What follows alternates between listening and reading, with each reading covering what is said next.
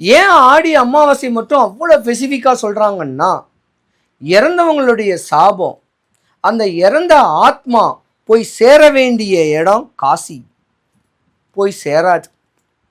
அந்த சேராத இருக்கிறனால தான் உங்கள் வீட்டில் துர்மரணங்கள் ஏற்படும், துர்சக்திகள் வீட்டுக்கு வரும், கடனாளி ஆயிடுவீங்க, நோய் ஆயிடுவீங்க, ஆக்சிடெண்ட் நடக்கும், இன்னும் இன்னல் துன்பங்கள் நடக்கும், சுபகாரியங்கள் எதுவும் நடக்காது.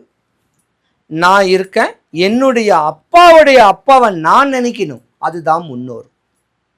அவர் உயிரோடு இருந்தால் பிரச்சனை இல்லை, அவர் இறந்துட்டார்னா அவருக்கு நான் பணிவிடைகள் செய்யணும், இந்த மாதிரி தர்ப்பணங்கள் செய்யணும். ஒரு நாள் பண்ணாலே போதும். ஆனால் மனங்குளிர பண்ணணும்.